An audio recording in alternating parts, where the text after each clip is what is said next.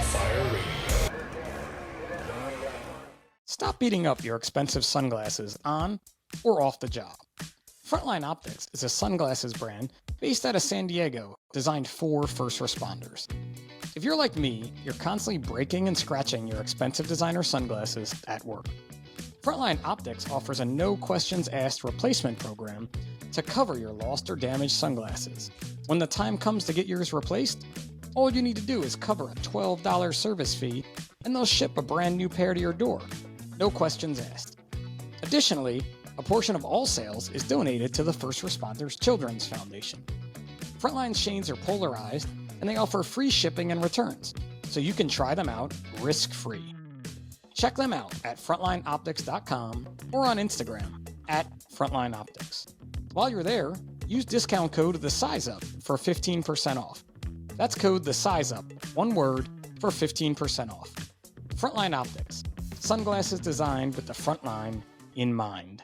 What's up, everybody? It's Pip, and welcome to, where we at here? Episode 63 of The Size Up by National Fire Radio, because what you do off the job matters.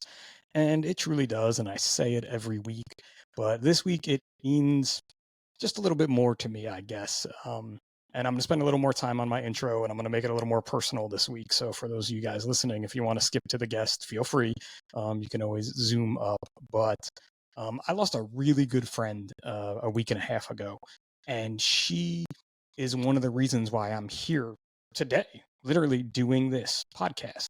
And it's crazy to think that, 20 years ago, I was a rookie firefighter, and we lost a deputy chief in the line of duty on my job. And his daughter, Erin, started a 5K race to honor her father and to complete one of his missions in life. And that was to work with a local children's burn camp that my union, the FMBA, had been recently supporting. And her dad never got to go to that burn camp, and Erin went in his name. And then she started the 5K, and people knew that I was into fitness. She knew I was into fitness, and I ended up on the committee with Tracy and some other great people. And that time with Erin, each year planning this 5K, running this 5K, dealing with this 5K is a good way to put it as a not-for-profit, really helped structure my thoughts of giving back and doing more. And Erin was that person. She took the death of her father, and it's that turn lemons into lemonade type theory. And we did it for 10 years, and she decided that it was going to stop after those 10 years because she felt as though it had run its course, its season. And coincidentally, right around the 5K stopping is when I got involved with 555. And it was definitely my work with Erin in the not-for-profit space that led me to say, yeah, I'll help you out, Larry. I will be a part of this 555 thing, and we'll see where it goes. So let's fast forward another 10 years, and here we are. Episode 63 of a podcast. I am almost a year into consistently putting out this podcast once a week. And Erin is a big reason that happened. Her consistency, her positivity, her support behind the scenes, when she would even tell me like she listened to an episode, it was just unreal. So it's one of those things that when we talk about what we do off the job, it does matter. It matters in your life, and giving back is way more than the job. And I think that's something we tend to forget, because when we talk about the job and what we do, sure, we put our lives on the line for others. Erin's father gave his life. He made the ultimate sacrifice, getting folks out of a building prior to the arrival of the engine company. And we stop to forget, or we start to maybe forget, because we think that that's all we have to do. But there's so much more we can do in our lives.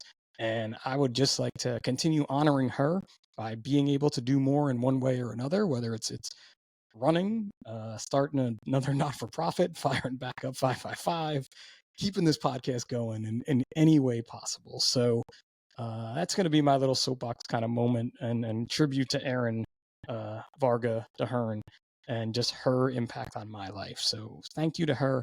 They said it at her memorial service. Erin go Bra is basically Ireland forever in a direct translation. So we just kind of say Erin forever. And I feel like that's how I'm going to be living my life. So thanks for that. And thanks, Erin. And now on to my guest, who has been a great friend of mine, former podcaster, I think, right? I guess former, current, I don't know, maybe not anymore. we're on hiatus for a little bit, On but hiatus. You'll have those hiatuses. But Sean Eagen, I what's love doing happening, buddy? nothing. Hey, I'm very, very sorry for your loss. Sounds Thank like you. a wonderful person. Nothing. Everything's good. I love being guests on podcasts because I don't have to deal with all the 57 emails and hey Pip, can we go at 10 instead of at 11 and on Tuesday instead of on Wednesday? But everything's good. We had just my wife and I just got home from Florida on Saturday.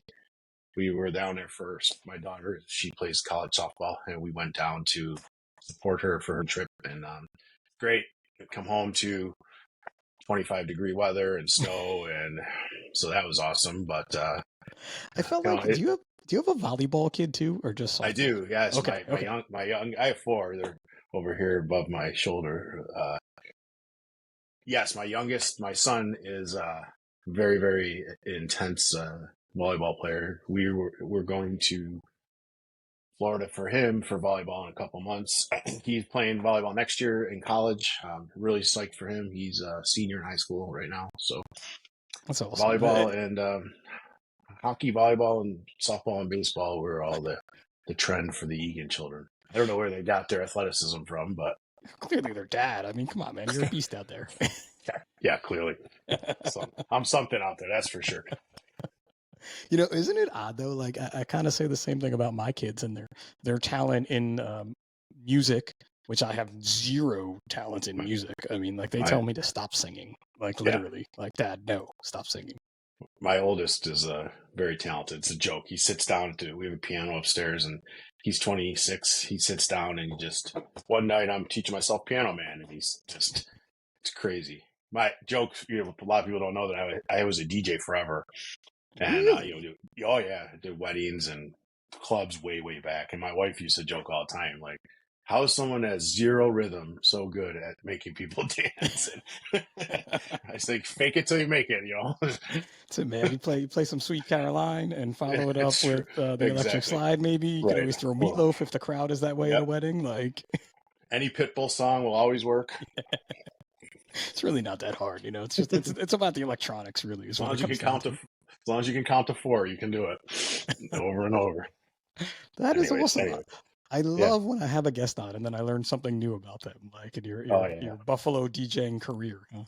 Yeah, I did it, and actually, honestly, the fire service was kind of what ended my nightclub career. You work the way our schedule worked. All of a sudden, for 2 Fridays in a row, I can't work at the bar anymore or at Yep. the club or wherever. And then 2 Saturdays in a row, and then a Friday and a Saturday in a row. And, it was just too much. And my wife and I had our babies young and stuff, and then I did the wedding thing for a long, long time, but it was, that's a whole nother episode. It honestly just, the wedding industry went crazy, and I can't in good conscience charge people what you have to charge them. These brides and grooms that are starting out their lives, and just to stay, so you're not like, why does this guy charge so little? He must stink. And that's not the case. It's just, and I'm not disparaging anyone that does it, because it was a second job for me. There's people feeding their families and they have to charge what they have to charge.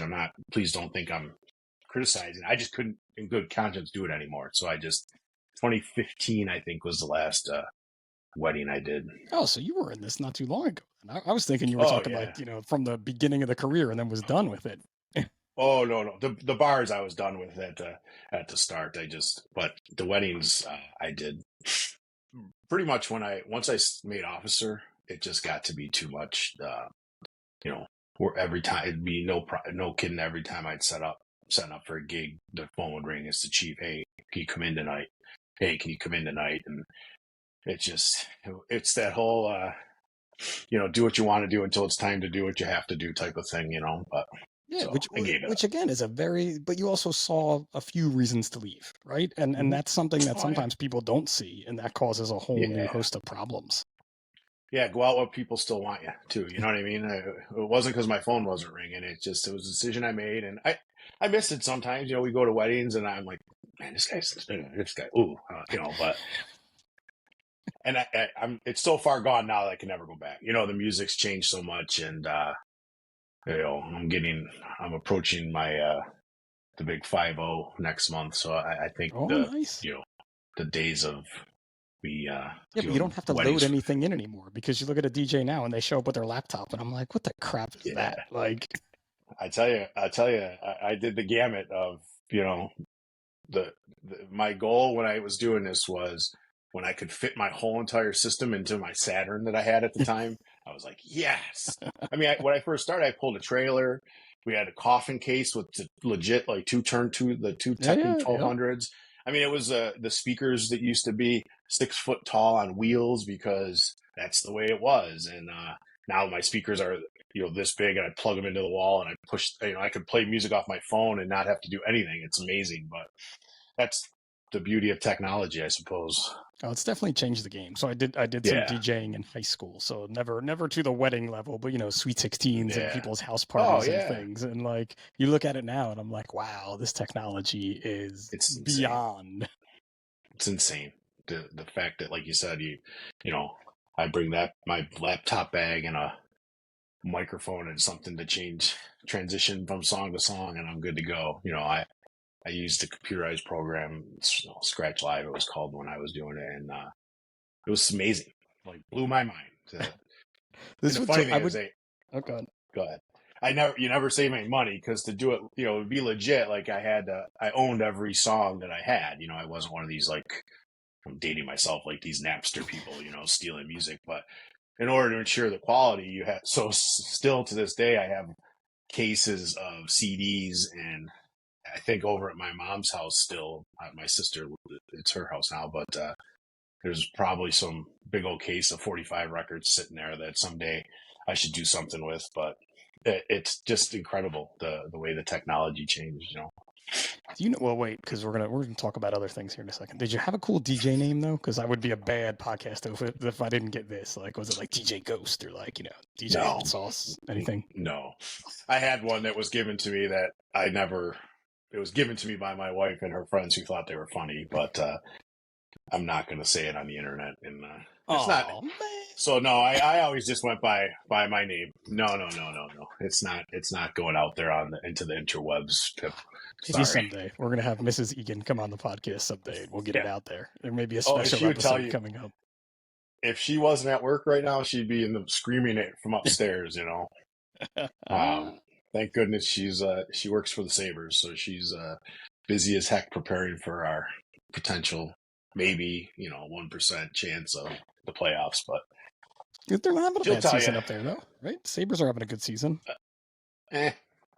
it's one of those typical, high expectations, and then they had a lull, and they early in the season they could never really put it together. They'd beat whomever, like they beat Edmonton 8-3 the other day. And then they lost to Edmonton 8-3, but they were up. They were killing them. It was like here, and then kind of like our football team. They get you, and then they come out in the third period against Edmonton and forget to play hockey. But it's that's the. I'm not telling you anything with sports telling you either. So No. I was pulling for Buffalo this year though, in football. Yeah. I was pulling for the Bills. Like, why not? Right? Why not? Yeah, I mean, there's a lot, and listen, at the end of the day, like, I try to do my best to have win or lose. My life is no different, but I sure would love to. Seriously, I mean, like, there's the jokes about people, oh, I can't go to work on Monday because the football team lost. And I'm like, I suppose in our line of work, what really matters. But I just, I'd love to see him win. Don't get me wrong. I'd be a hypocrite if I said I didn't. Lived through the four falls of Buffalo back in the 90s, the late 80s, early 90s. And I would sure love to see them get there. And, who knows? Maybe they will. But Listen, the you're in it. I Sabres, mean, I would. there's always that key. You're in it, right? At least you're in the hunt. So you got that. Well, for sure. And that's the right glass half full thing, is we're in the conversation every year again. And the same thing with the Sabres. I was at Game 6, in '99, the Brett Hall foot in the crease thing, and I remember it like it was a smart. Matter of fact, I was talking about it yesterday, and then the '05 run that we made when everybody, like, all of our key players just the grind of the playoff run got to him. We lost. I remember Jay McKee had some kind of crazy infection and couldn't play, and he was a key on our blue line. And so at least I still have stories to tell, even though they're all 20 years old or more now. But I I was like to there, live in the man. I past. remember that day, kids. Let me tell you about it. Yes, But exactly. it's also I used to, yeah. it's what happens when we get old, right? I mean, I talk about the '86 Oh, Mets like it was yesterday, and it was yeah, not facts. yesterday. Facts. Yeah, Facts. anything that happened when we were in grammar school is probably time to move on from that. It's a good story, but come on now, It's so hard. 86 Mets. As a team, man. As Same a team. year. One of the best books ever. The Bad Guys Won. Just if anybody's out there, Yeah. we talk about it. But The Bad Guys Won, you gotta read it. Like, Yeah. I look I'll back have at to my check that one parents out. and I'm like, you let me idolize those guys. Like, did you not know what they were doing on their nights off? Or the nights that they played or while they were playing, mom and dad? Like, Oh, yeah. Oh, absolutely. Amazing that they got away with it. Can you imagine that now?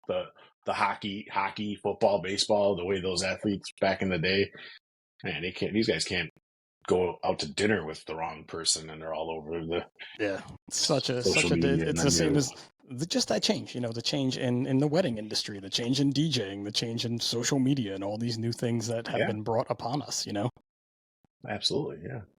So we didn't But even really introduce you, but Sean Eagen, oh no, like sorry. my guest today, I just said your name and then we went into sports and DJing, which I didn't totally not the plan for this one. But so where are Well, you at now? You got 25 years in Buffalo, or you're getting close to that? no, I'm just about finished. April 13th, I'll start 26. So Good for you. yeah, actually, no, wait, I'll finish 26. Math is hard. It's so hard. I Yeah. understand. So yeah, 26 years complete in a couple weeks. In the Buffalo Fire Department, I'm captain. I'm currently captain of Truck 4, which is on the west side of the city.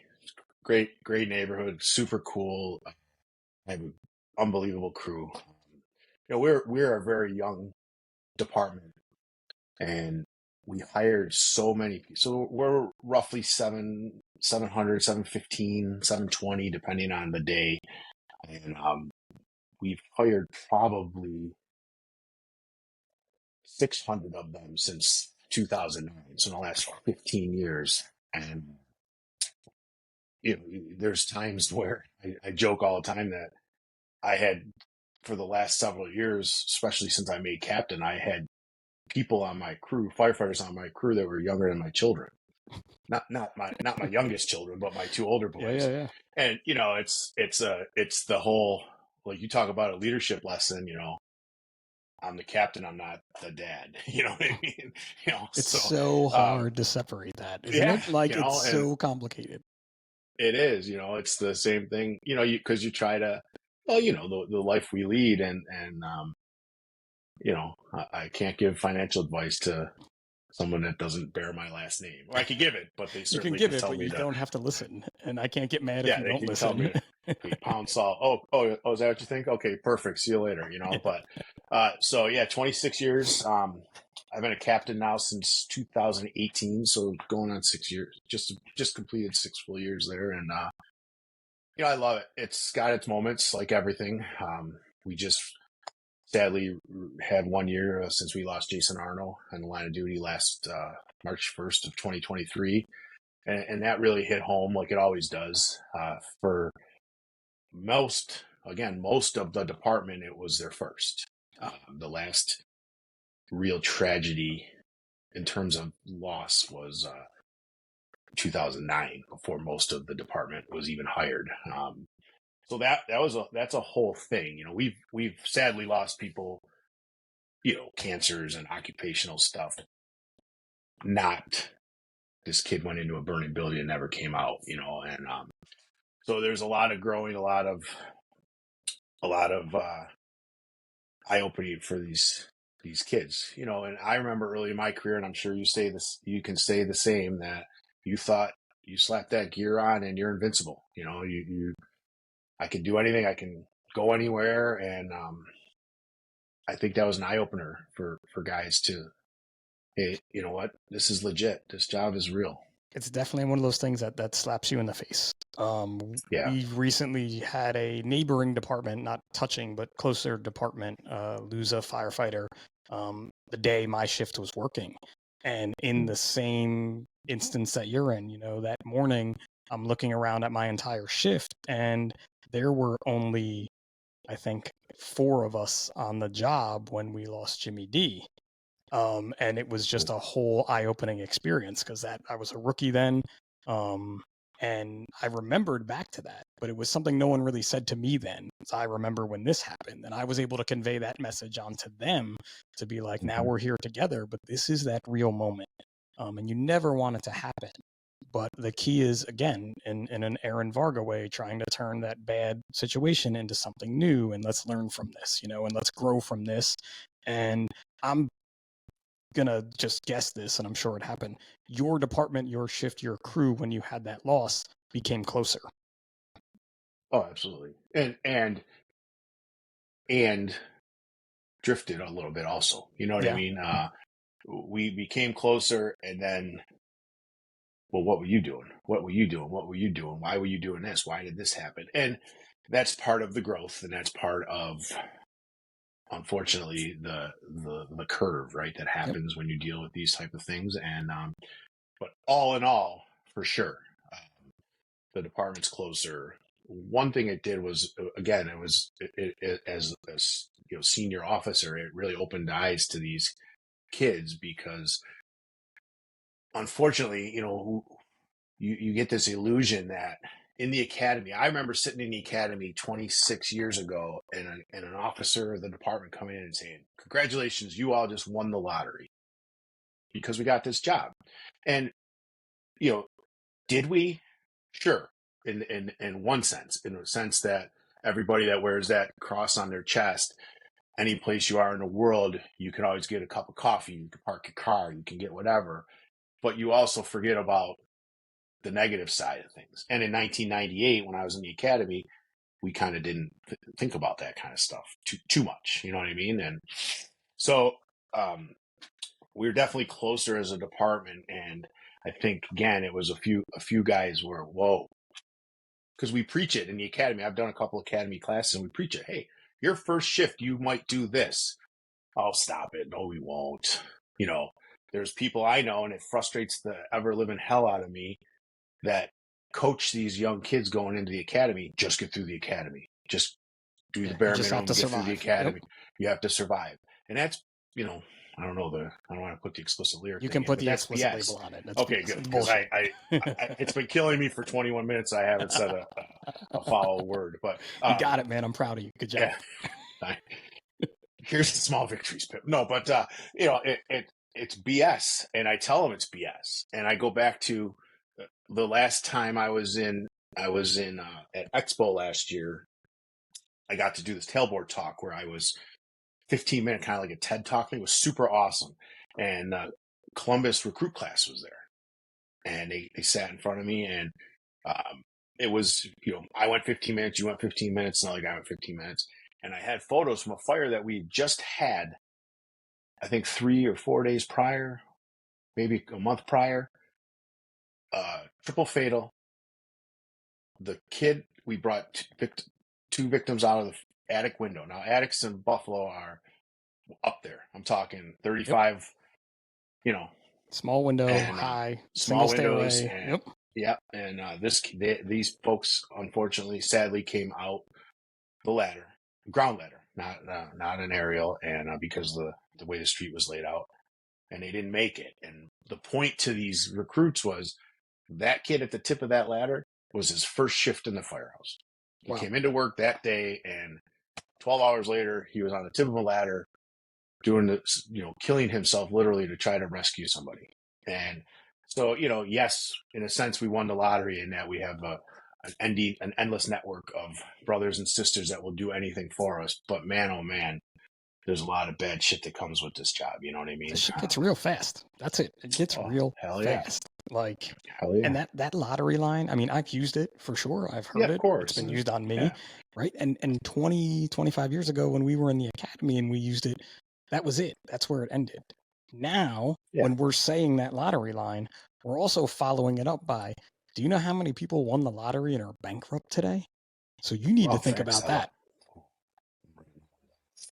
Hey, you steal my line like that? But right? How many people do we know now today won the lottery and are effing bankrupt? See, I won't curse because you did. Yeah. But that's the truth. So when you're in this thing, whether it's on the job, off the job, anything, you need to be cultivating it your entire time here. Yeah. You know, it is best job in the world, except when it's not, you know, and, you know, I'm blessed to, listen, it's afforded me so many blessings. It's made me so many friends, folks I would have never met if I didn't have it. But man, there's a lot of bad shit, you know, a lot of stuff that's stuck up in here and kind of, you know, part of what you're doing and what a lot of, you know, solid folks out there now are getting, you know, getting rid of the stigma of and when we seeking go help, back, you know, when we go back to when we started too, you know, those guys that were our captains at the time, you know, no one ever talked about it to them. And we were just this learning about it, let's say, right? Like, I'm gonna be dead honest. 20 years ago, sure, when Jimmy D passed away, we had critical incident stress debriefing, and we had this and we had that. Whereas now, 20 years later, I'm proud to say, if we go on a fatal accident or a fatal fire, we have critical incident stress debriefing come in automatically. Now, it's not even, I mean, we have to call for it, but it's not even a thought. Hey, let's do this. But it's not like, oh shit, where's that phone number? Yeah, exactly. You turn to the poster on the wall, and that's so far one of the, you know, there's a lot going on with Jason's line of duty death still, and we haven't read any reports, but the number one thing that's really come out of it, and it's not just Jason, we've had some serious things the last couple of years, but our union and the city kind of partnered up to really form, you know, a good peer support team. And we always had one, but I'd look at the poster and I'm like, oh, you know, those are all wonderful people, but which one of them's my peer? Yeah. You know what I mean? The old dude who's got 4 children at home, you know, and now there's a whole crew of them. The city actually just put out two a captain and a lieutenant, or a soon to be lieutenant, that are going to be kind of like our mental health advocates. And that's exactly what it is because I'll tell you, I say this a lot, and we may be getting off topic, but that's okay. When Chip and John passed back in 2009,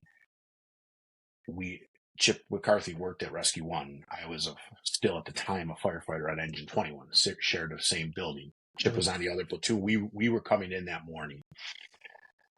So we're all, once we get back to quarters, let's just, for argument's sake, say it's 1 PM. Really, really fresh. You know, the fire happened at 4 AM. This group of folks came in, well-meaning, and hey, we're the so-and-so stress team. They're just debriefing team. And everybody sat there around the floor like this. And nobody said a word.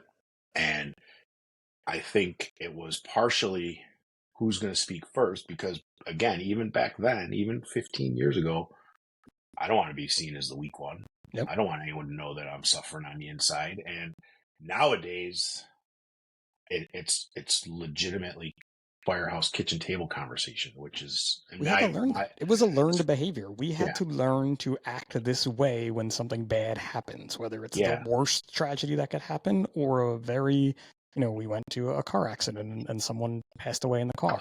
You know, we had to experience these. It's almost like going to your first fire. You want it to be like a dumpster, so you can put your mask on and stretch the line and not have to worry about, you know, fire blowing out of the whole world at you and things like that, right? Your first walk before you run. Like, this is perfect. I got to put my SCBA on. I got to mask up. I got to open that bale. And guess what? It was just a trash fire. But man, I got that. And don't think it changes. Kids listening to this, and we're getting into the job a lot here too, but I don't care because I like you and we're doing it. Kids listening to this, it happens to us when we get promoted too. You know, my first fire on the car, I'm like, please be a car fire. Please just be the engine compartment. And I can give these orders in my head I'm supposed to give calmly and clearly. Not, you know, 3 houses blowing off on a windy day type thing. Yeah. Facts. You nailed that. And then you get promoted again, and it does it again. It starts all again. over. You start all And over again when you get promoted again. I say it all the time. I'm convinced that I believe it takes you 3 years to learn each rank. You know, we have lieutenants, then captain, and I feel like it took me 3 years or so to really get comfortable in my role as a lieutenant. And it's not because of the fires. Listen, like that, I hate to say it, and I'm not trying to belittle, but that's the easy part. Yeah. It's the internal fires. It's the stuff we're talking about. Then I got promoted to captain, and it starts all over because now instead of 4 people, I'm worried about a whole entire firehouse, and the sewer's backed up, and windows are broken, and and You ready? and You ready for one? Rotten egg smell in your firehouse. got it. The sewer must be backed up. Here we are, Yeah. dude. We're pulling sewer caps. We're chasing Yeah. things. We're everywhere. Nah, apparently burning batteries in an engine smell like rotten sewer gas. Oh, they do. Yeah. And Yeah. here we go. In fact, So 5 hours later, I had these dudes on a hunt. I think we removed sewer caps that haven't been removed since like 1932, probably. We got them bad boys off, man. And some stuff came out, and we took it. We were ready. a horse used to stand on it. And Yeah. No. Burning batteries in the engine. Yeah, thanks. And actually, the rookie was the one that was like, hey, I think, like, literally, the kid had 2 weeks on the job and was like, my dad once told me that burning batteries smell like rotten eggs. What is this? What's bubbling over here? Why do I hear water boiling? Oh, that's the batteries on my rig. Right. But that's it, right? That's part of the thing that, again, you're learning the job. You're learning as you go. And that 3-year thing is 100% true. I'm still getting used to being a captain, being the acting deputy when the chief's off, like, the one hit wonder type thing. But we're also explaining that too. And I think this is it's a really good topic to talk about because the fire service has changed in our careers, in my opinion. Yeah, 100%. 100%. And it's probably changed in everybody's career. You know what I mean? Like you went from riding the tailboard to completely enclosed, from hip boots and long coats to fully encapsulated. And that's interesting. The open cab thing, these young folks will never understand. What do you mean? Like you're soaking wet at a fire and you couldn't like get inside? And I'm like, no. There was no inside. Now we get pissed if the air conditioner doesn't work in these new cabs, Damn it, my window won't roll up and it's cold out, damn it. This is bullshit. The folks before us were like, shivering. Like we had an open cab Mac when I got hired, 2 of them. And when you would sit in the jump seats and it was raining out, you would bring garbage bags and put the garbage bags over you because when the driver would hit the brake, like you would just get everything on the cab would just rain down on top of you, even worse than you were already wet. So yeah, right, 100%. 100%. Then you pulled up to the fire and you were already wet. Yeah. Never fails. But so our goal today, actually, in this podcast, even though we've been babbling for a half an hour about sports and DJing and the job, which has just been an awesome talk, but the reason that Sean came on today was to talk about his most recent hobby, passion, what he does off the job, and it's something that I happen to be a big fan of as well, except for I don't do the creation end of it, but beer, plain and simple, right? That's the easiest way to put it, right? Beer, yeah. So, want me to just roll with the story? Roll with, I guess, how you got to. Yeah, I think that's a good way, right? And this is also 10:30 in the morning on a Monday. So I thought about after we scheduled this, I'm like, God, we should have done this one at night and then been like, I got a beer. Instead, we're both drinking water or drinking moonshine. water out of a mason jar, though. So it's not moonshine, I swear to God. It's illegal to distill in New York State. So I'm not doing anything illegal here. Yeah, but preface. So so here's the Reader's Digest version of how I got to brewing beer. I still love to teach. I still teach for the county. I still teach. I still get out there and teach. I love that part of it. But like everything during the pandemic, and I don't want to talk about politics. It's got nothing to do with politics. But during the pandemic, I couldn't go to the gym. But goddamn, the liquor store at the corner of my street was open. You know what I mean? So I'll never forget. It was like everybody's fully remote and they're working, and my wife, not me. Obviously our work was still remote, and it was like, oh, it's 3:30, time to get on, house party or Zoom or whatever. And Clubhouse. We were on Clubhouse. Oh yeah, right, yeah.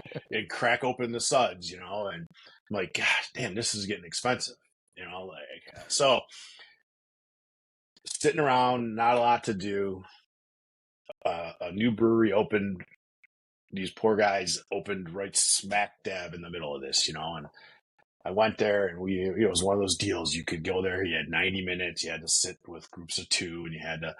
And I'm like, I wonder how hard this is to make this stuff, So then I went right down this rabbit hole, and the worst thing to do in the middle of the night is be a firefighter in the middle of the night with YouTube and idle time, right? So I get on YouTube and I'm like, how to brew beer, and I bought the kit, this simple kit that everybody starts with. It's just a bucket, and they use like syrupy extract instead of grains. So you just have a small amount of grains, like tea, Yep. certain amount of hot water, steep the grains, put this extract in, boil it, add more water, put it in a bucket, pitch some yeast, put it somewhere dark and leave it and see what happens. And I'm like, wow, this shit's easy. Oh my God, how can you screw this up? I got this. So I made the first beer I ever made was a Hefeweizen, like a Blue Moon type of beer. And I like them, good enough. You know what I mean? And I'm like, all right. So I tried that. Now I'm going to do it all grain. So I'm going to buy grains from a local homebrew shop. And I'm going to try it without the cheat code. The extract stuff is like a cheat code because it's. So I go to the homebrew shop. I buy the grains. I got the turkey fryer burner thing in the garage because one thing, the one I did in the kitchen upstairs, we had just in 2019 we remodeled our kitchen, and my wife, she's a saint because it needed to be done from 2005 until we moved in, but kids and travel sports and college and all that stuff kind of. So I'm like, if this thing boils over and is sticky, it's called wort, not like wort like you get on your finger, but WORT is what the unfermented beer is, right? If this stuff spills over and gets on my wife's floor or on my wife's, well, not my wife's stove, but our stove. It's such a good husband. Such a good husband. I'm dead. Like dead, divorced, don't matter. So I'm like, I'm going to do this outside. So I get outside and I make it, and same thing, whole process is pretty similar. And I'm like, I love it. This is cool. So now I'm going to get on the internet and I'm on YouTube and I'm looking at how can I get like a real system that doesn't require me to boil, use a propane heater, because we only get like 3 months of the year in Buffalo that the weather's nice enough to be outside, So I find a whole brewing system. It's electric. I'm like, this is perfect. I got like a room in the back of my basement. Like it's got a heating coil? Yeah, it's got a heating element right in it, yeah. I got a room in the back of my basement that's kind of like shit collector room, tool room, like all my tools are stored back there. But I got room. I could clean out that counter there and put this kettle on there and I can make beer. Things you find. Like, yep, middle the old card, bing, bing, bing, buying it, So I went right down this rabbit hole, and I absolutely love the hobby, It's much like everything else we do. It's teaching. So here's how it goes, right? Everything's going good. I got music playing. It's very cathartic, seriously, like you're just alone in your thoughts. I love the science behind I give away 90% of the beer I make because I can't possibly, like you've seen me in person, and despite the gyms are open now, so I really don't have any excuse, but I make it because I enjoy making it. And then my favorite part about it is sharing it. So package it up, give it to folks, and so I start researching and I get this thing, and now I'm like, I'm all in on this, and I'm just gonna, I can't stop. And then it becomes, you talk about a hobby that can consume your life.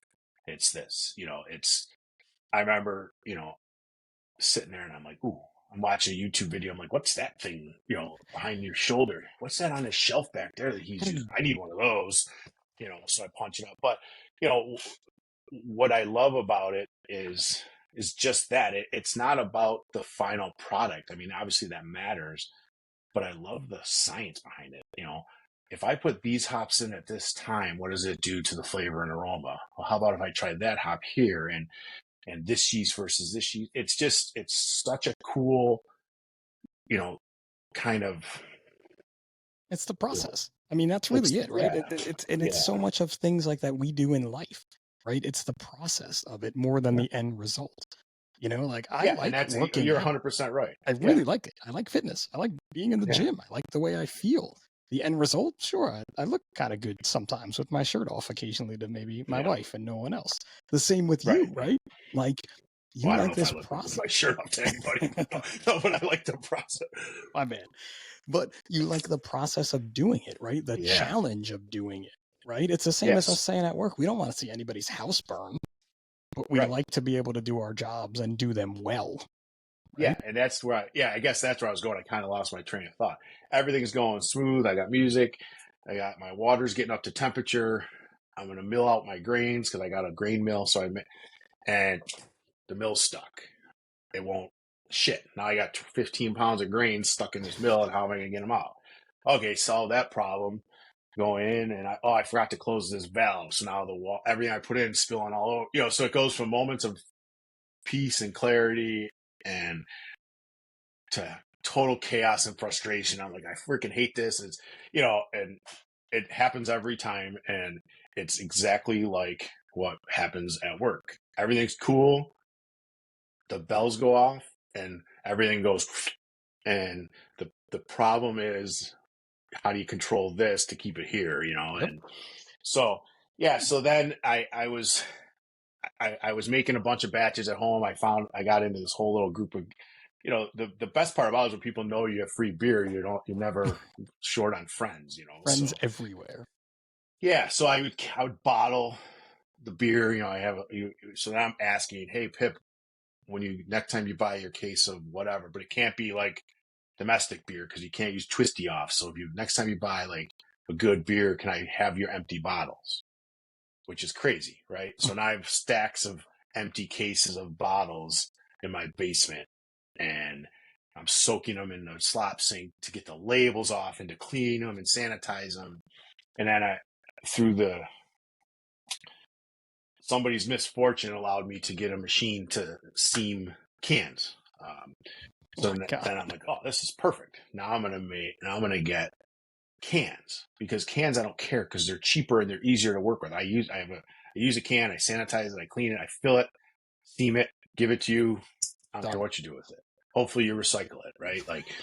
And so now I have cans, and I'm like, well, if I have cans, what am I going to do? So now I have to get kegs. So now I have a kegerator, and now I'm like, well, geez, I want to make more than it takes me 2 months to drink 5 gallons of beer. I need to get a bit more kegerator so I can have more beer, more space to store the beer that I'm making. So I was making it more faster than anybody was drinking it. Because the thing is, depending on the beer you make, it's not everybody's cup of tea. Yeah. Most of my circle at the time were people that drank Labatt Blue, which is, it's a Pilsner beer. It's a light beer. It's 5%. And in theory, you could drink them all day and you don't get bloated and you don't get it doesn't ruin your palate, and it's crisp and refreshing. And it doesn't But cost I'm that much making money. 100%. Yeah. And I'm making 7 and 8% IPAs because I love the challenge behind them. But I can't, most people, you drink a 7 or 8% beer. After 2 of them, you're getting Ubers home. You know what I Yep. mean? And so I start thinking that I'm good at this. Like, I'm good at this. I'm ready. So I start reaching out to some breweries. Like, hey, do you hire anybody? Because you know how it is. Like even with the teaching, it's very, I teach. I don't do it every single day when my days off. So I'm like, well, I got time. Not having no idea the time commitment it takes to work in a commercial brewery, right? Yep.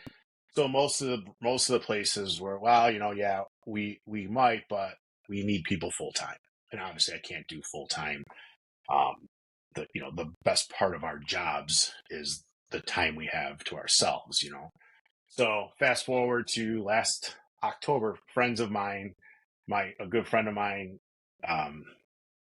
Kevin and Chrissy, their son had opened a brewery locally. That was the one that opened during the pandemic. So my friend's son and a guy from my job, son-in-law, were partnered up to open a brewery, and it was, it's called First Line Brewing. It's in Orchard Park, New York, and honoring veterans, first responders, police, military, all the stuff that matters. So, it was one of these deals where they're young guys in a different stage of their life than me, and they're business people. So to be the business person and to be the brewer is hard. So I was talking to my friend, his dad. I'm like, look, I could help him out, but Yeah, there's always the but. I'm only really like pretending that I know what I'm doing here. You know what I mean? Like I went through a program at Cornell. Cornell, it's like a certificate program through Cornell on craft brewing. So I learned a ton behind the science and Dude, you're really recipe all in. development. I'm gonna this has Oh, I been went all in. like from when I I went marked all this, in. we're Yeah. over 10 minutes here. I didn't even think I'm like, all right, cool. He's working for a commercial brewer now and things. I didn't think you were this deep though. Yeah. You're deep, man. Oh, I'm deep. Yeah. So anyways, the Shane, who is the brewer, the owner and the brewer is like, man, his wife's having their first child. Can you come in and help me out? I'm like, yeah, sure, I'd love to. And man, I had no idea. So much different, like as home brewers, I'm worried about there's 400. Oh, you can't see it. There's,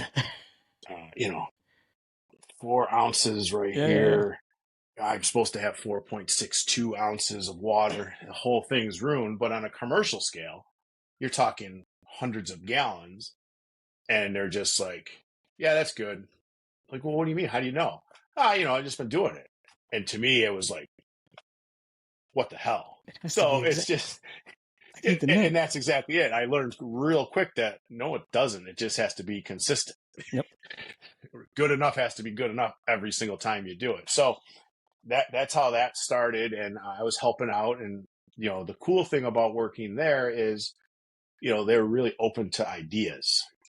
So I came in with some recipes and stuff that I'd made at home. And I'm like, let's try it. And, and I'm still there. So that's good. They didn't fire me. But it's a perfect, for me, it's a perfect gig for the days that I don't have anything going on. When I'm not teaching, there's not stuff going on at home. Because again, you go in, you throw some music on, you go through the process, you're kind of alone in your thoughts. Like, I'm not saying it's easy by any stretch of the imagination, but once you get the system down, much like the fire service, craft beer has strict and rigid SOPs that you follow step by step by step by step to make sure that the product comes out the same every time, or the process is the same, so that you can probably repeat way stricter than the fire service too, because you need that product to come out the same every time, because that's what your customer expects. 100%, and that's could be problem one, right? Man, the last time I had this, it didn't taste like that. I don't want to get into any politics, but every Modelo you drink tastes exactly the same. The ones I was drinking in Orlando would taste exactly like the one in my fridge. You know what I mean? So it's super cool, and I really love it. And I did for a while have these weird, like, pipe dream. Maybe I'm in the tail end here. 4 or 5, maybe 6 years before I separate from the BFD. Maybe I want to open a place, but working in one, I'm not sure that that's really in the cards. But that's part of it too, right? When you talk about the small business world, is learning what you can and can't do, right? We all have pipe dreams. Like, wouldn't I love to have a humongous podcast hosting with famous people and things? And then you look at it and you're like, this is hard. Talking to my buddy Sean. I had no idea what went into it, and margins, and cost of goods and all that kind of stuff. And it's doable for sure. But I think, at this stage right now, sitting here today, when I separate from service, I might just go be a full-time brewer for someone somewhere and have them worry about keeping the lights on. I just worry about, I'll make it, they sell it. You know what I mean? Type of thing. Yeah. And it's all relative, but it's such a cool hobby, and it turned it into a job, and again, the beauty of it is there's no pressure. They're great. They actually hired since a full-time brewer because things were growing. Their business is growing, which is good, and I couldn't do it. Like this week, um, can't work today. Firehouse tomorrow. Dentist appointment Wednesday. Yep. Probably OT at the firehouse Thursday. So I can't consistently keep up with the brews. So they hired another guy, came in, Russ, and he's very experienced and he's awesome. And me and him work so well together. We've quickly become friends, and it's awesome. Like this morning, I text Russ and I'm like, hey, what do you got going on in there today? Do you need me to come in at all? Because I got some time. He's like, well, I'm doing this and this. If you want to pop in, great. But I don't need you. I need you more. You can do Friday or whatever day. You know what I mean? And that's what I want. This isn't the job that pays the bills. The fire department pays the bills. This job pays for Orlando. You know what I mean? But that's a big so part super, of it too, super right? cool. Is enjoying what you do off the job and being able to use your talents from the job, because I'm sure some of those things pay off in there 100%. That other people don't have. And just like on the job, knowing your limitations. You don't want to do this whole thing. It's just like, you don't want to go in that burning building as much as you probably think you can and you should, and maybe I can, you don't want to do it. Right. Yeah. That's the joke. I always say, I don't want the guy with the no fear shirt on. I want you to have fear. Yep. I want you to have a healthy respect for what it is we do. Aaron Fields, I think, and I'm a fanboy. He used the line, I don't want kamikazes because they only give you one mission, and that's facts. Yep. And the same thing with this. Like, I like the structure of it, and I like the fact that in the role I'm in now, again, I can still travel to teach. I teach locally. It's just perfect for me. And when I'm there, I'm just, alone, put some music on, hang out, and it's very structured. Like I said, and you get the problem solving. What's going on? Something's not moving. We're dealing with liquid, so we all know that anything can cause. Oh, geez, did I draw a vacuum somewhere? Like the problem solving aspect of it is so akin to what we do. And I'm not comparing beer to firefighting, obviously, but you know what I mean. It's liquid, and water is liquid for folks that don't know out there. And we move water, and you have to move the beer liquid. I get it, man. There's a lot of similarities in there. If the fermenter started on fire, we do have large hoses that I could squirt the beer at. You've already checked it out. You made the plan. You're good to go. I got that. Yeah, I'm good. The pump's right there. We have pumps and we have hoses and we have liquid. So maybe it is exactly like firefighting. I cannot believe this is where this went. Sorry, dude. We're supposed to talk about the misuse of of alcohol in this too. And now we're talking about the exact comparison to hoses, liquid, and firefighting. It's perfect. But it's a good little parlay into that, because it is something we wanted to touch on too, because in the fire service and the emergency services, there probably always will be, just like in society, issues with the misuse of alcohol. I have participated in them. I'm sure you have participated in them. You really can't say you didn't at some point in your career for most of us. What I found with the craft beer industry, though, and you snuck this in there before about making changing from a 5%er to a 7%er, is that as I'm becoming someone who's enjoying a good IPA, I know what I like and I know how it's going to affect me more. I know that a 10% beer is one and done type thing. A 6.5 IPA is like my cruising level, as opposed to being that young kid, rookie firefighter, drinking 5%ers like they were going out of style because I thought I could drink a million of them and be fine, which was not the case. Yeah, and that's facts, and that's how it turned for me. I love making hazy IPAs are my favorite thing to make because again, it's my favorite beer. The science behind them, what putting the hops in here does to it versus there, but I like drinking one of them or two of them, and that's it. And then if I'm at an event where we're there to drink, I'll have one or two, and then I'm rapidly switching over to whatever lager they have there because I enjoy the flavor and I don't want to be getting into fistfights. You know what I mean? Yeah, Because I'm drinking these beers, but easy way to put it. Right, you know what I mean? But kind of where we were going with, Mama Pip with the misuse of alcohol. We're not allowed to say abuse anymore. It's totally a legitimate thing, right? That we firefighters, young and old, we find solace in the bottom of a glass sometimes, and it's so easy for me to sit here and be preachy about it, but it's the wrong way to do things because nothing good comes out of it, and we lived with it.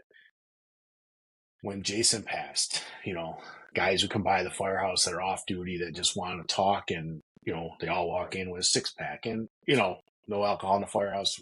Sometimes you look the other way, but it's maybe those conversations that we think we're having over a beer need to be had over coffee, and because then our mind is clearer, and you never it's like you don't want to make important financial decisions when you're grieving. You also don't want to be making life decisions when you're drinking or when you're I love a beer as much as the next person, and but like I said, it's not the answer. And I'll tell you, I could tell you, if we had 2 hours, I could tell you stories of times where something bad happened at work, and the first time I opened up about it was when I was sitting at the bar with the guys. And, For sure. but 100%. it's not the right way to do things anymore. You would run to the bar to drink to be able to open up, Yeah. And 100%. I think it's interesting because we kind of circle back to the beginning, talking about totally different things, but the change that we're seeing within this service, and with those 300 young guys you guys have hired since 2012 or whatever year that was, you said. The same with me. We've hired 30 guys in 3 years in my department. We're only 105, so the majority of these guys are young, but we as the older guys are teaching them not just about the job, but about what to be doing off the job, and how some of the things we did were not the right way to do it. Yeah, 100%. When Chip and John passed, we were still doing days and nights. And I remember I left the firehouse at 5, went right to my favorite watering hole. It was August. So August, I guess, in the beer world is Oktoberfest season. So I ordered 2 Oktoberfests and 2 shots and drank both of them because, I don't know, I guess that's how I paid tribute to Chip and John. And again, I'm not saying there's nothing wrong with toasting the fallen, obviously, right? But it was, all of a sudden the rabbit hole exists, and it's not going to solve the problem. It's not 5 That's p.m. what it comes it's down 11 to. p.m. It wasn't going to solve the problem 20 years ago. It wasn't going to solve the problem 40 years ago. It's not solving the problem now, and it's not solving the problem in the future. It is not the solution. And in the world we live in now, it's creating more. The DWIs, incidents that come at home because we're out too much, we're drinking, especially if you're doing it after a critical incident, because you forget about the folks again at home, that are picking up the slack while we're, the 10 days of at least of every day something's going on when you're dealing with a line of duty death or a serious injury. And these folks are picking up, and most spouses are fine, except that every night you come home and you're falling over yourself because I did all the work I needed to do, and then we stopped for a few beers, and it's great. The end of it too that we're talking about now, that not only are they dealing with you and what you're going through, they're dealing with it themselves. 100%. That was something that, again, in the past, no one ever thought about. That, your kids are seeing this person's kids lost their father or mother, and they're thinking about you. So they're processing that, and there's just so many layers. And I remember when Jimmy D passed, they actually did, maybe like a week and a half later though, but like a spouses and family members critical incident stress debriefing. And I remember it was the first time I had ever seen that. It was also the first line of duty death I ever dealt with. But I remember thinking like, oh, that's really nice. And Tracy went. We were just dating at the time, living together, dating, something like that, right around there. But or we had recently engaged, maybe right around in there. But she went, and it meant a lot to her. And, you know, to see how this goes again moving forward, it's just this change that has been beneficial, I think, to everyone. Yeah, and it's funny because again, you know, our spouses are the ranks for most people, you know, and my wife has been my wife since 4 months after I got on the job. Okay. We got married. But we had a child together. We were living together. So she's been part of my life for 30 something years. And we've been married for 25, almost 26. And, you know, we've had the conversation, and I promise her all the time that the reason I'm going to this class and that class and that class and teaching this class and going to that conference is to better myself. So not only can I keep my people safe, I can keep myself safe so that we can get to the ultimate goal, right? The ultimate goal is Sean's no longer Captain Eagen. He's just Joe Civilian, and we're going to do all the stuff we didn't do when we were young because we have any freaking money. You know what I mean? And it's easy to say, it's hard to get the buy-in, but I think and the same with the kids. My daughter, especially my daughter's 19, she's a sophomore in college, and she's gone through it when some serious stuff has gone down, and because she's scared it's going to happen to me. And there's you know, I always give them the reason I work at busy houses is because I know that the people are going to be, which is, listen, let's be honest, it's not that, but that's what I know helps them sleep at night. You know what I mean? Like I want to always, you know, we protect, but we have to honor too, you know, like, and with the booze and other things, other substances nowadays that seem to be the norm, it's just no good. It's not the answer.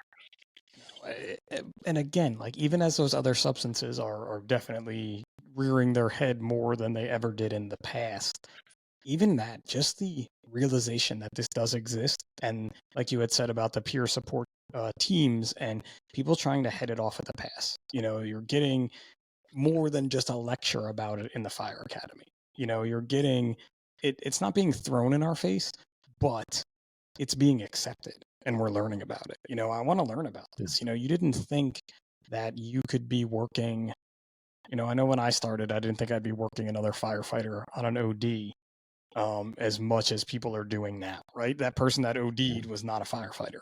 But it seems that there was an incident in time where that was happening more often than not. And we're talking about it, and that's key. You know, that's where discussions like this, things like we're seeing, you know, it's more than just throwing ladders and cutting roofs. That we have to teach people. Oh, hell yeah. But that's the fun part. Yeah. Well, it is. And that's also the part where how do you do it without a big challenge of an officer? Because what we were talking about earlier, you know, I'm your captain. I'm not your dad, but I can be if you know what I mean? Listen, you're not coming to eat here every day, but you know what I mean? But like, it's a difficult thing because I need my people all in at work. And, you know, one of the big things they tell you is check that shit at the door. You're here now. But let's face it, I don't check shit at the door. You know what I mean? Like if I go to work tomorrow and I got something that's pressing on me, of course it's there. But after 26 years, you know how to, when it's time to go, time to do to get to work, you put it aside. But that takes time, you know. And I just, you know, this whole brushing people off because we feel like they should just know this stuff is not true. And it's easy for me to say, stop drinking, you know, don't drink when something bad happens, because, you know, it's part of the culture. I honestly like the word my wife gave me to use, that misuse word, because that's really what it is. Because when we say abuse, we think of it as, well, I don't wake up and drink every day. You know, I don't need to drink at 8, 10, 12. You know, that's what you think of abuse when you talk about alcohol or any substance, really. When you think about misuse, I feel like, especially with alcohol, that's what we're doing in those times of, you know, we lost someone or there was a really bad call. We're just straight misusing it when we should be talking to people over that cup of coffee or going for a run or attending counseling, you know, and talking to professionals about it, not just, you know, us sitting at the firehouse with you.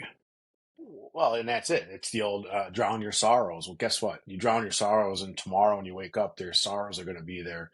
But so is your desire for a giant cheeseburger because you're hungover, right? And you eat and you feel better. And guess what? Shit, I'm still sad because this happened.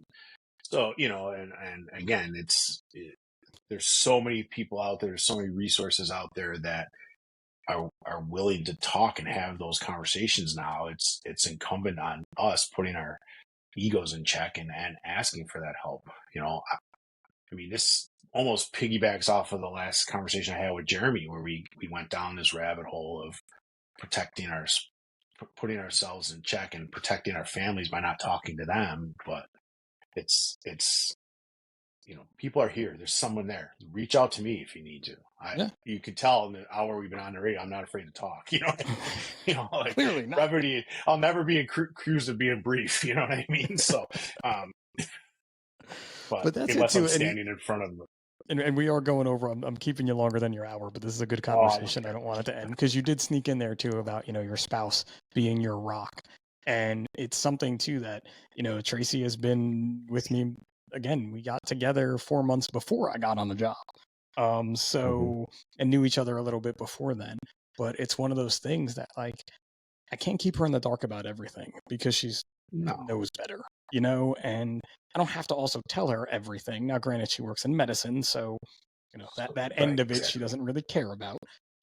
But at the same time, having her as my support and actually listening to her, because more times than not, she's more right than I am. That's a big part of it. Well, and that's facts, right?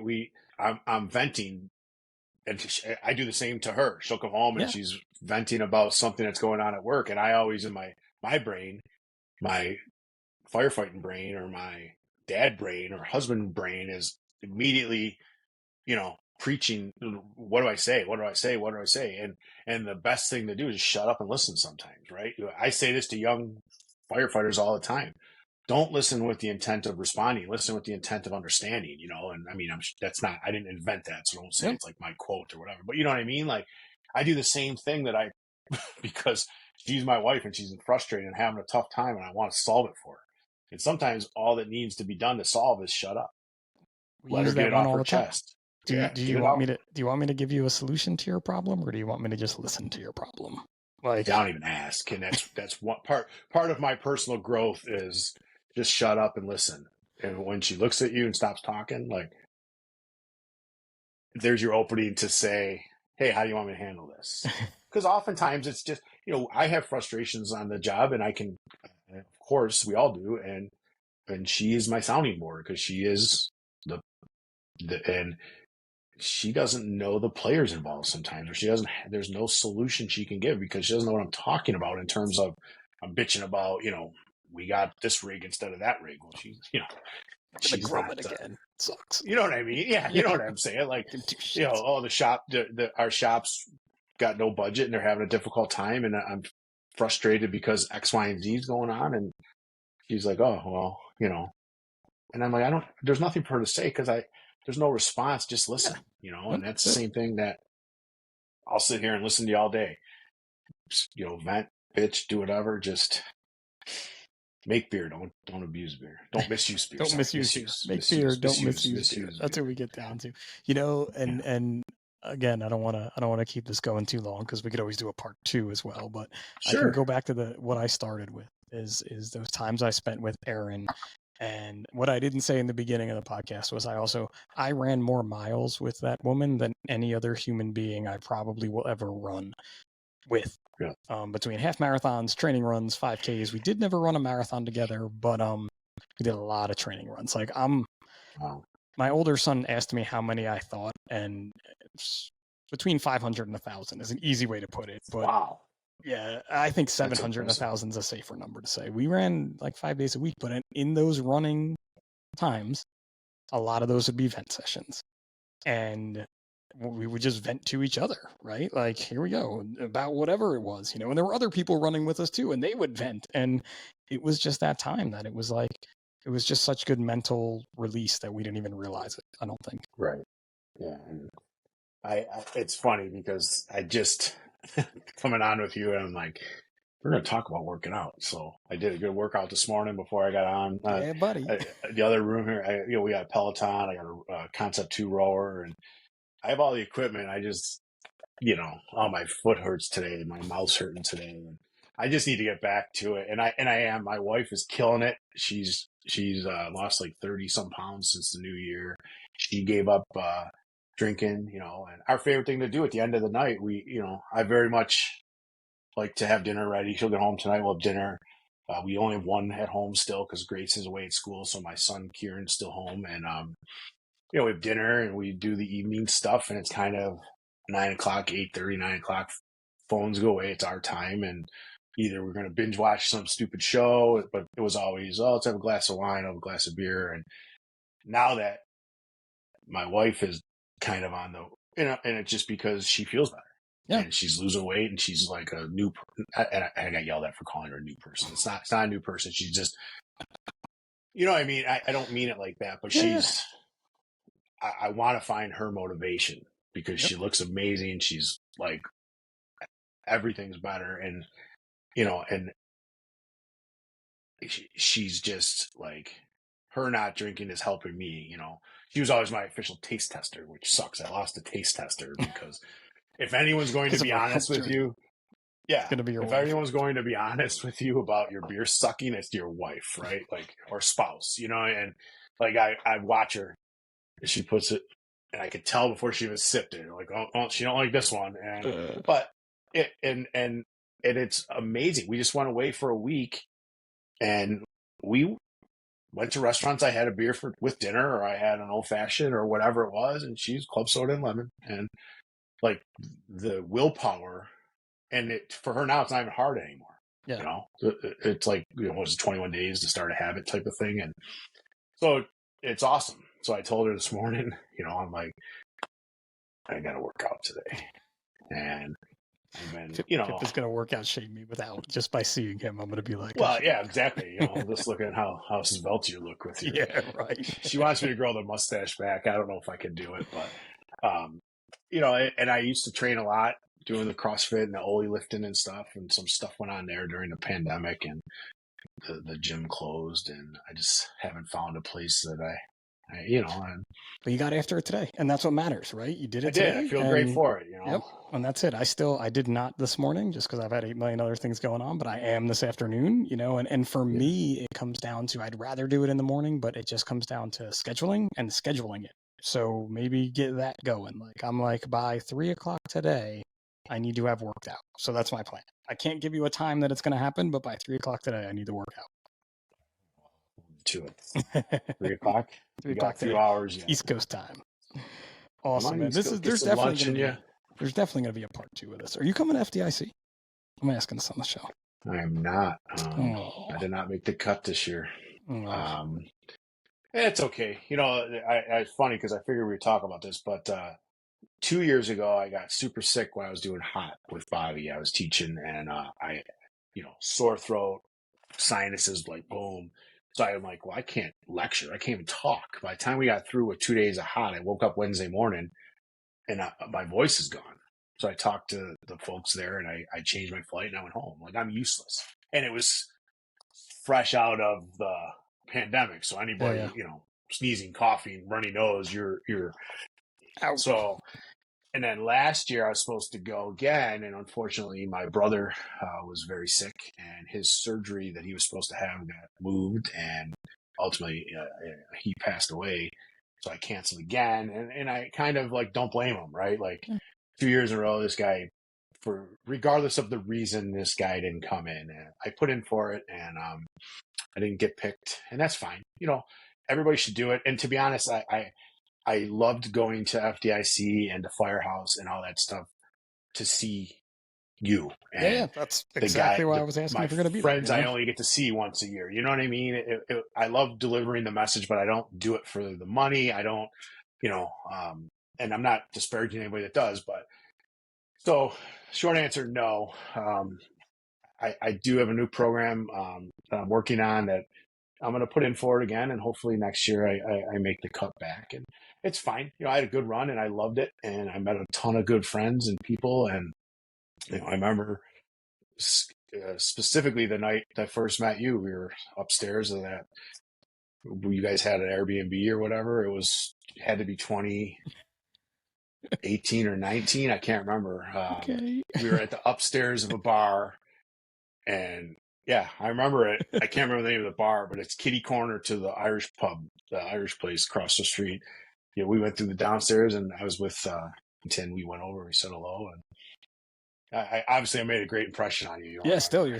I just don't remember the exact minute, but you're still here from all these years later. We got through the pandemic together. We got it all, so we're still here, right? Cheers. But I do think cheers to that, buddy. I'll stick with my water too. Mm-hmm. But it's one of those things that, again, it's these friendships, and I tell people all the time, like, get out there, meet people, talk to people. That's why I go to FDIC. I don't go there for any other reason but to, again, see my friends that I only get to see once or twice a year, and meet new people.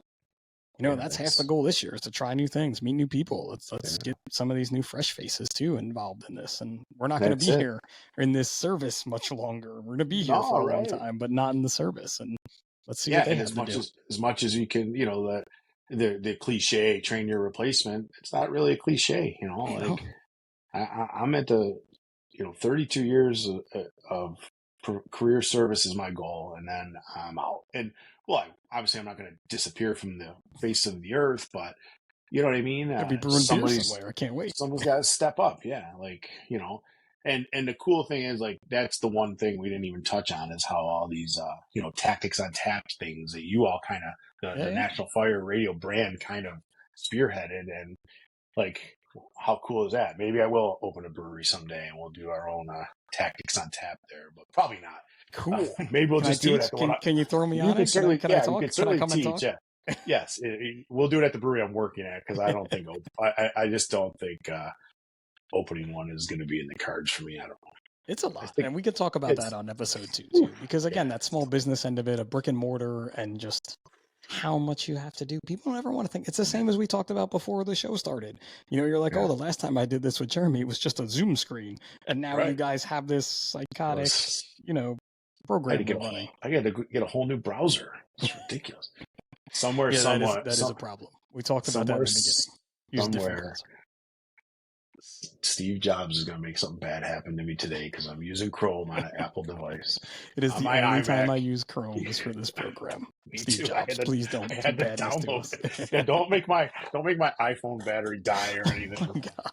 I promise I'm loyal. I'm a loyal. This is what happens when two fire captains are Apple geeks and you get them on a podcast together.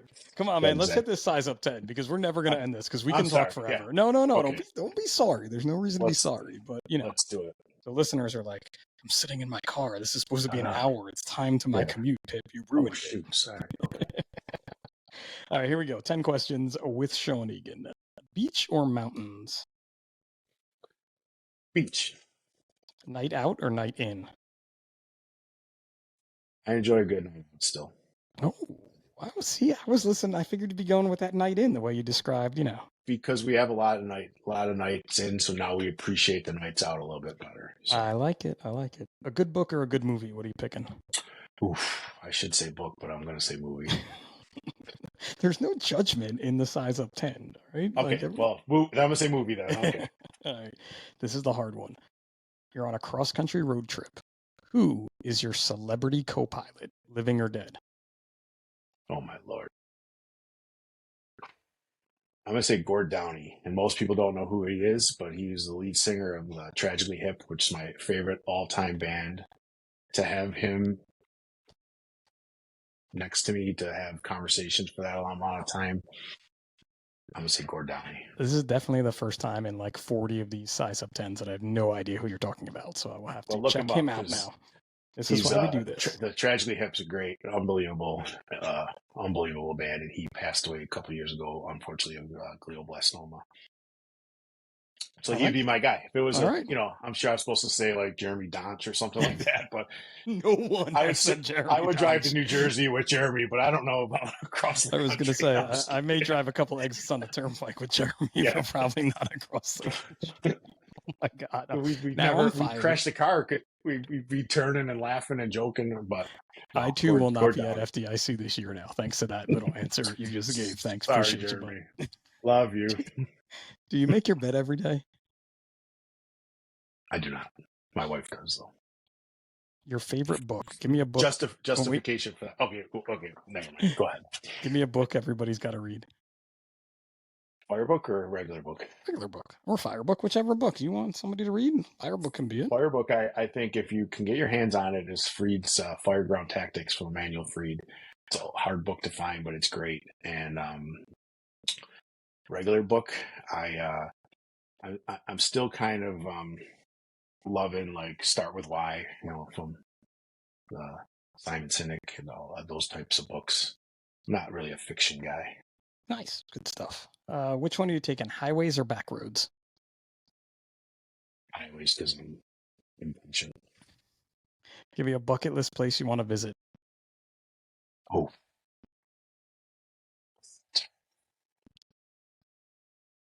I want to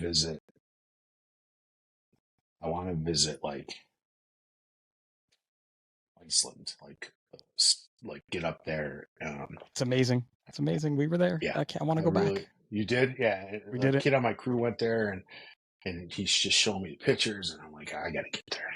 It is, my kids, and I've talked about this a little before too on episodes, but we didn't know how my kids were going to react, right? So it was 13 and 11, and we weren't going to like a theme park, right? Natural beauty everywhere. And they were like, this is amazing. Everywhere we look, every turn we make, it just looks nicer to see this. So hit Iceland up for sure. All right, 2 more to go. Football or football? Easily. Last one.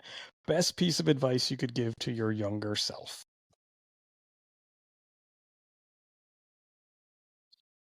Stop worrying about the money. Early in my life, I was so stressed about money that I didn't want to do anything. Like, make the memories and earn the money. I love it. That is such a great way to end this podcast, Sean, because it's really about making memories, right? And it's about all those folks who've come before us, all those folks who've passed that we had no plan on talking about in this podcast at all prior to it, but we have our memories with them. And I think that making memories with people, making memories with you at FDIC that I don't remember, but I can probably tell you why I didn't remember that, but that's a different story for another podcast one day. Misuse of alcohol for sure, 110%. But, this has been a great little over an hour with you today, buddy. I can't wait to do it again. So thanks for coming on. I'd love to. Thanks for having me, brother. Awesome, man. And as always, thank you guys for tuning in. Thanks to our sponsors. I hope you were able to enjoy a lot of this podcast as much as I did. And really, again, a huge thank you to everybody who does listen every week, because your comments coming back to me means so much and just keeps me going in all this. So I can't thank you enough. So for the Size Up by National Fire Radio, this is Pip. And remember, what you do off the job matters.